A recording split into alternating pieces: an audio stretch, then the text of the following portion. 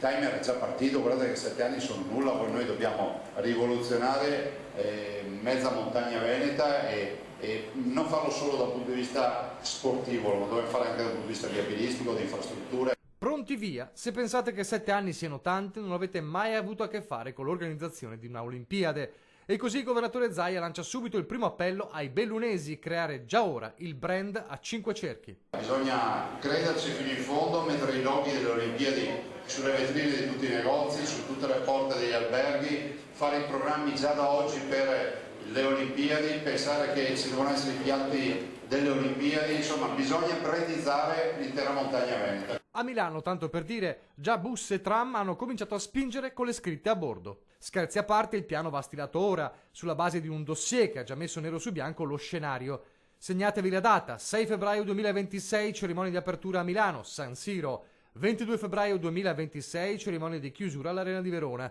In mezzo 14 siti competitivi, di cui 7 esistenti, 3 temporanei, 3 esistenti ma da riqualificare, uno nuovo.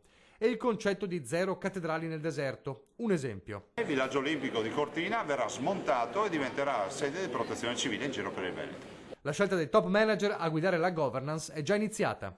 Di certo avremo due componenti, una operativa che sarà quella che smazza gare, che fa ristrutturazioni, impianti e quant'altro, e quella poi, diciamo, il board esecutivo che seguiranno in maniera tale che le linee di indirizzo siano rispettate. Impatto da brivido nelle stime delle università chiamate a studiare i benefici: PIL da 839 milioni di euro, 13.800 unità di lavoro, 226 milioni di gettito fiscale, 365.000 turisti attratti extra Olimpiadi.